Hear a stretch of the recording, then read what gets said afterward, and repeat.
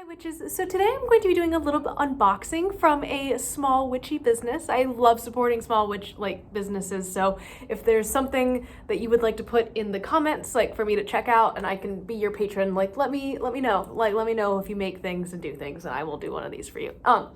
Anyways, I ordered an herbal spell kit from this amazing little store called Witch's Kitchens, excuse me, and it's on Instagram. I have everything linked down below if you are interested in this as well. But they had an herbal spell kit that basically was like a collection of herbs and like an assortment of jars with a cool little scoop, as well as some candles and stuff. I ordered it, it got here, I'm gonna unbox it, and then I'm going to be adding it to my herbal shelf in my altar, which I am kind of cleaning up. So I thought everything kind of aligned perfectly, and I decided to clean up a little bit.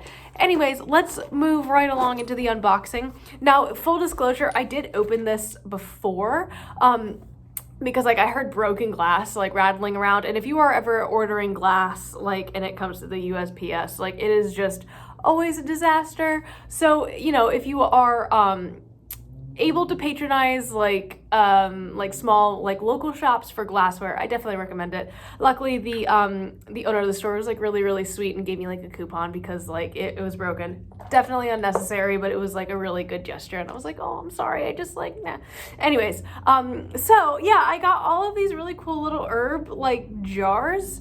Luckily for the herb one, the one that broke, I had an identical jar, legitimately had an identical jar laying around from something else that I was doing months ago. So it worked out really well, and I put it all, in the same kind of jar. So sorry, I made a list of all of the herbs that were included because I knew I was going to forget. So I wrote it down and then I forgot to bring the piece of paper. So cool. Hello, we're back. Anyways, these herbs they mentioned were great for making spell jars, which is a great employment of herbal magic. You can also do herb sachets if you're looking for more of an aromatherapy, or just a non glass kind of breakable implement for that.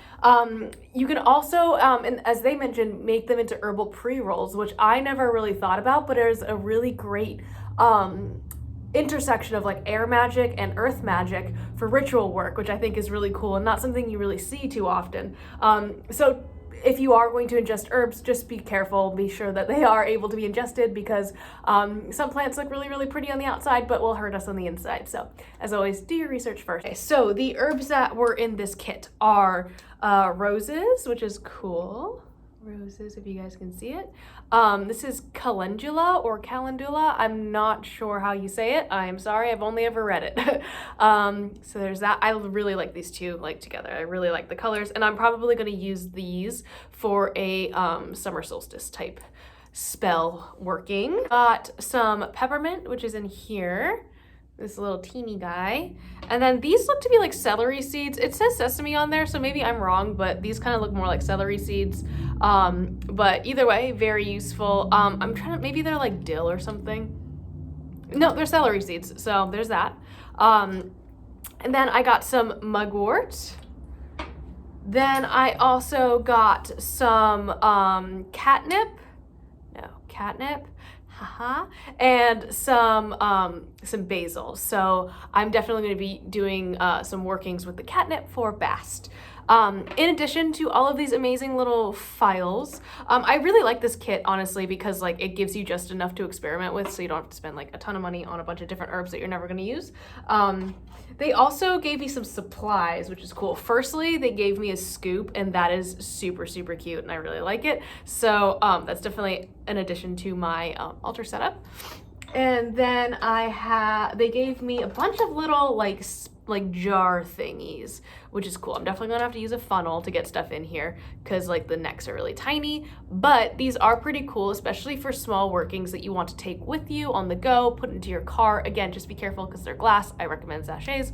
Or if they're a gift to a friend or something, or part of a larger altar.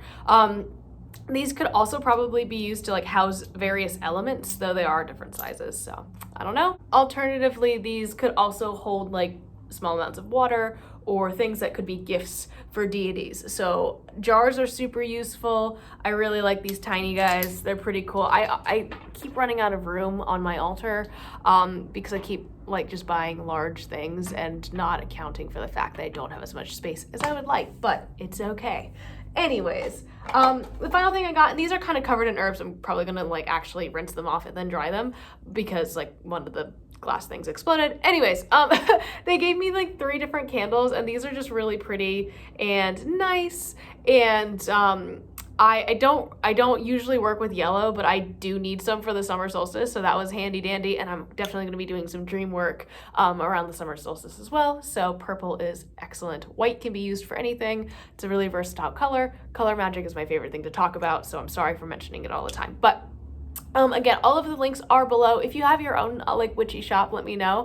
And I will definitely check it out and maybe even talk about it on here if you guys want. I don't know, but I had a really great time working with this shop and stuff, and like they're just really sweet. So go support our witchy community and let me help support it a little bit more. I will see you guys later, and tomorrow we'll talk about more earth magic things. Yay!